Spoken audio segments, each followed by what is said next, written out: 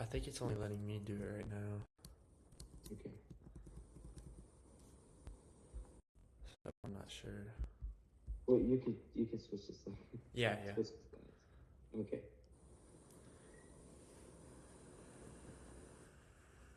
All right, I'm ready. Okay. So I just start. Yeah. Benefits of virtual groups.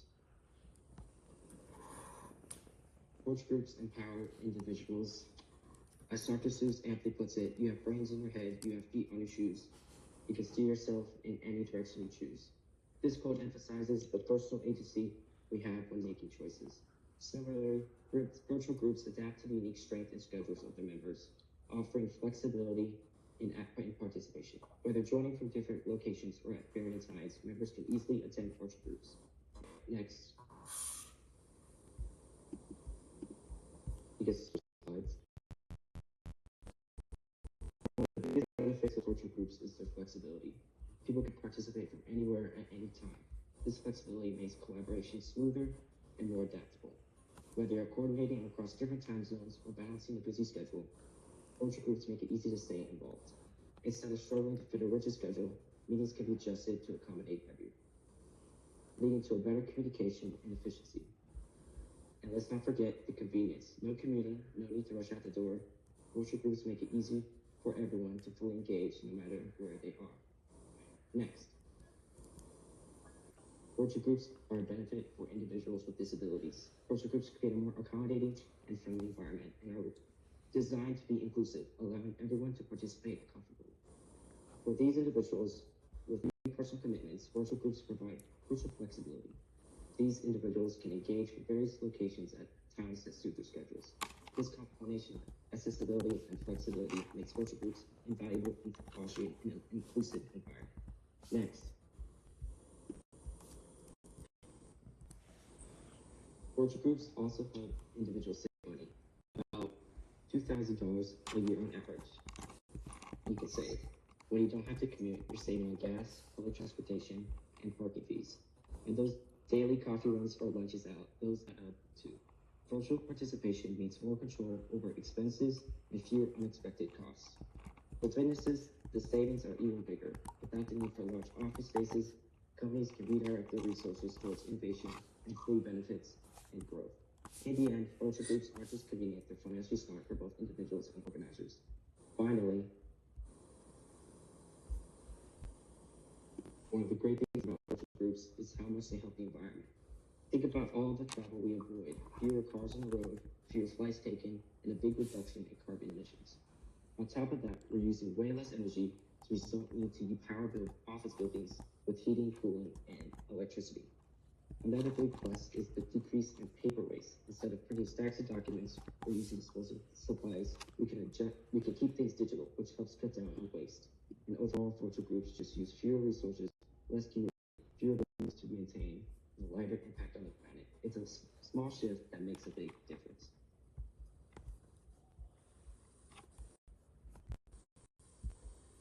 Virtual groups encourage participation, especially for introverts.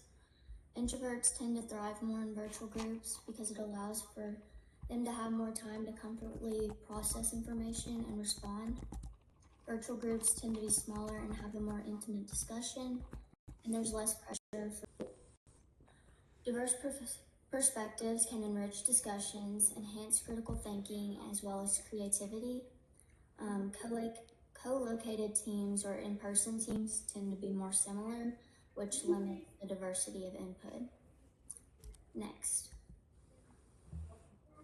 Virtual groups are also becoming more popular because of all the technology available.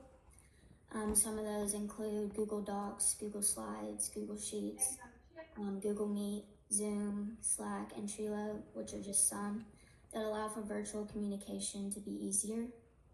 Next. Because of technology, the fluidity of virtual groups is also very strong. Technology allows us to share work instantly, give feedback simultaneously, control our communication, and assign tasks effectively.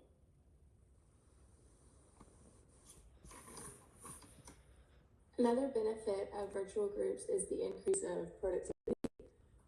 You might find yourself asking with this statement, how can employees be more productive without control? Next slide, please.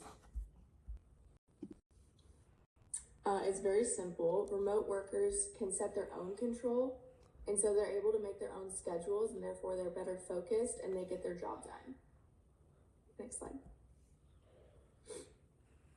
Another benefit is relationship building.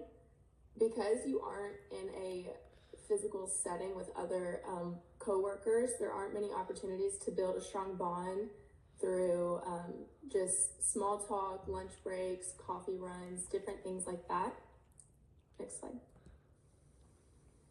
In the virtual setting, managers focus heavily on team building activities instead, such as informal meetings, games, etc. These are some just examples of team building exercises they would do. You could have digital card games, a game of Kahoot, game of trivia, or even personality quizzes, and the list goes on. Okay, here are some challenges of virtual groups. One is accountability and collaboration. Without face-to-face interactions within your group, it can sometimes be difficult to clearly communicate what you want with them. I would say I personally prefer personal communication because it can be easier to realize their intentions. And sometimes team members might not respond in a timely manner, and that can cause delays in your work, or sometimes members might not contribute an equal amount of work as others. Another is distractions.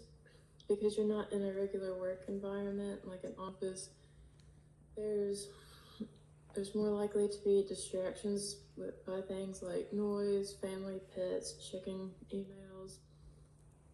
And so any environment will affect the way that you finish your work. Lack of connection and trust.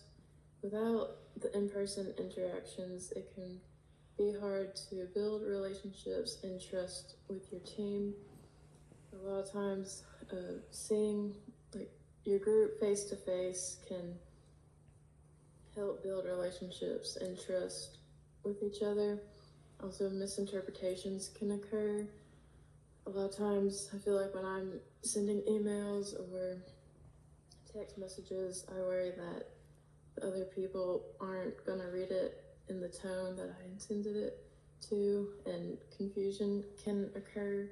So it's important to ask questions and clarify with your group. Also, technical difficulties.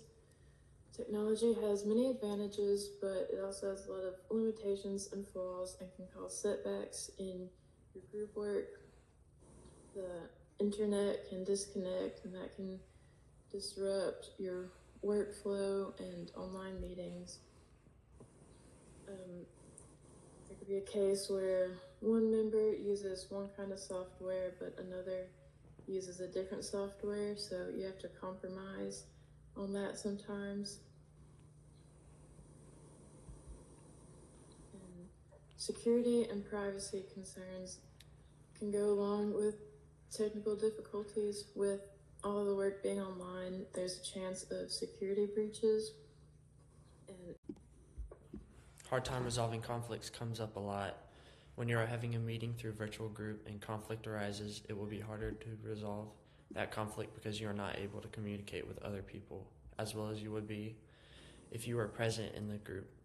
It is harder to find a solution for the conflict. Also, you will get frustrated because it becomes harder to resolve the conflict over a virtual group.